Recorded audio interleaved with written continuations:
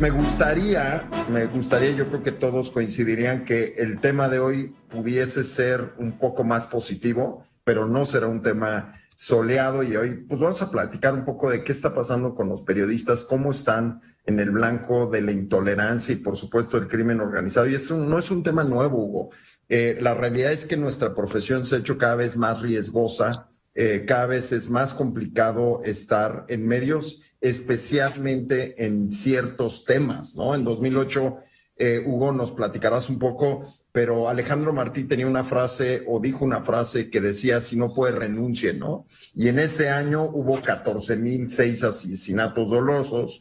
Para el 2021 la cifra ya está en 33,000 asesinatos, hubo 130% más. Y eso me parece que exige una reflexión, Hugo. Sí, sobre todo que hoy estamos viendo protestas en varias ciudades del país, principalmente en Tijuana. Desde ayer se empezaron a dar, pero la semana pasada, con el asesinato del primer periodista, con Margarito Martínez, un fotoperiodista, y bueno, esto fue el lunes antepasado.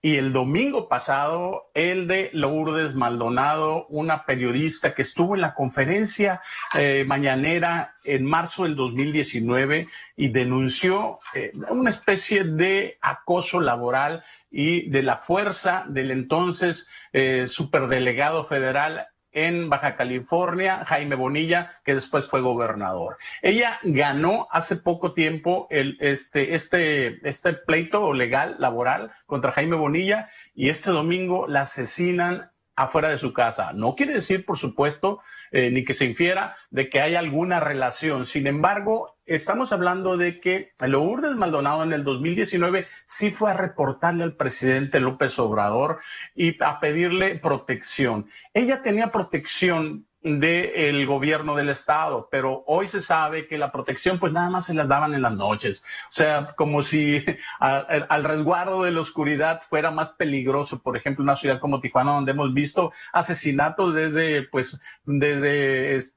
los periodistas del semanario Z, Blancornelas, Félix y demás, y bueno, ahora creo que se ha incrementado más, van 3 en lo que va del 2022, 3 asesinatos de periodistas en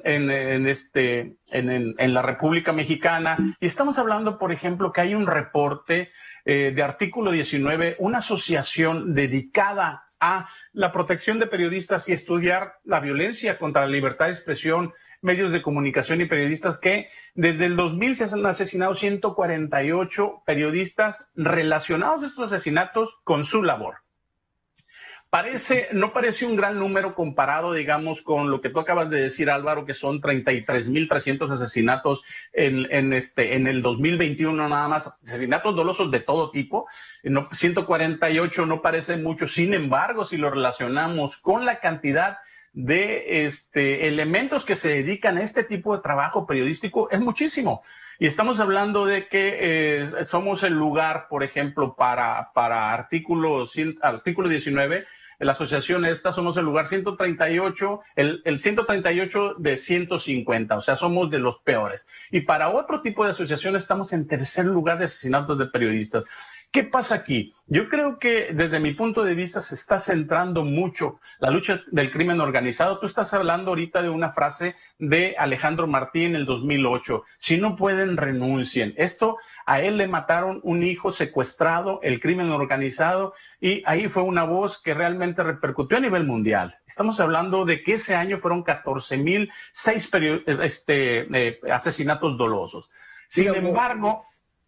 Perdón, es que hay que también ponerlo en contexto porque lo que nos están escuchando podrían pensar que son pocos, como tú bien dices, pero compáralo, me gustaría que lo pusieras un poco en la perspectiva, por ejemplo, de policías, que es una profesión sumamente complicada, sumamente riesgosa por su naturaleza. En México el año pasado hubo 401 fallecimientos de policías. Entonces, saca la proporción, no utilicemos la cifra de 33,000, utilicemos la cifra de las fuerzas del orden, y lo que ves es que ser periodista está cercano al nivel de riesgo que podrías tener si fueras policía, lo cual me parece que es gravísimo, Liliana. También es cierto que siento que hay otros factores relacionados con este tema que empeoran la situación, ¿no? Uno, y ustedes no me dejarán mentir, es el papel que actualmente tiene la Comisión Nacional de Derechos Humanos, que pues prácticamente no ayuda en mucho. No existe. Exacto, no existe. es como, no existe, ¿no? No existe. Y es grave, ¿no? Es Con grave. Rosario Piedra Ibarra no existe. Sí. Muy grave que tengamos esa ausencia ahí en la Comisión Nacional de Derechos Humanos, como bien dice Hugo, no existe. Dos, también, ¿qué se hacen en estos casos en México? Desafortunadamente, pues regresamos al tema de la impunidad, ¿no? Se sabe que se mata a estas personas y cómo se hace, pero, o sea, ¿qué tanto los ciudadanos después nos enteramos sobre los causales, ¿no?